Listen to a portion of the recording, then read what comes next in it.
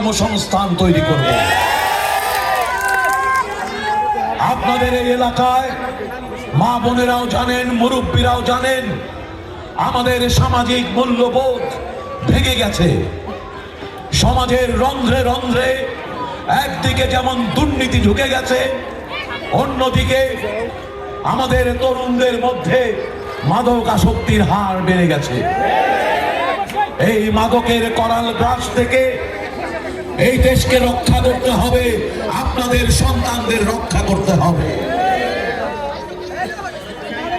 এই বাংলাদেশে যারা মাদকের কারবারি করে তাদেরকে আমরা দেখেছি বিগত আওয়ামী দুঃশাসনে বাংলাদেশের সবচেয়ে বড় মাদক সম্রাট ওই কক্সবাজারের বদিকে হাসিনা এমপি বানিয়েছিল। সেই বদিকে যখন আমরা বলেছি সে মাদক সম্রাট, বেহায়া হাসিনা তখন বদির বউকে আবার এমপি বানিয়েছে।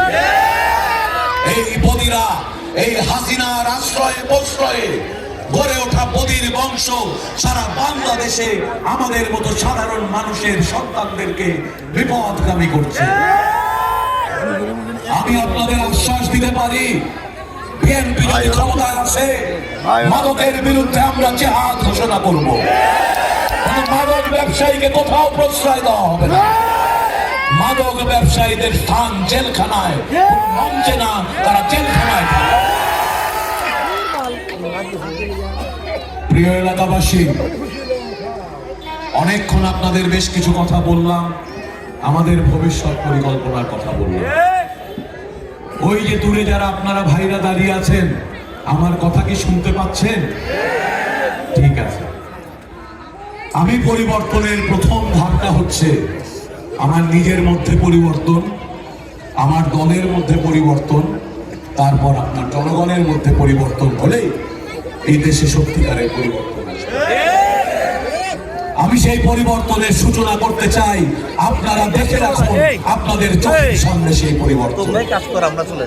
আপনারা রাজনীতি দেখেছেন বহু বছর, বহু জনসমাবেশ হয়েছে।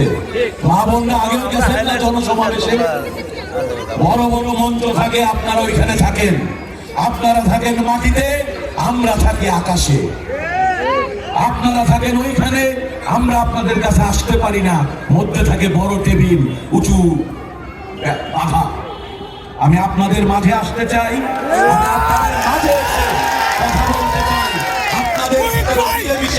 আপনাদের আমরা করবো, সমাজে পরিবর্তন আনবো, মানুষের মধ্যে পরিবর্তন আসবো, নিজে পরিবর্তিত হব, দেশকে বদলে দেব ইনশাআল্লাহ।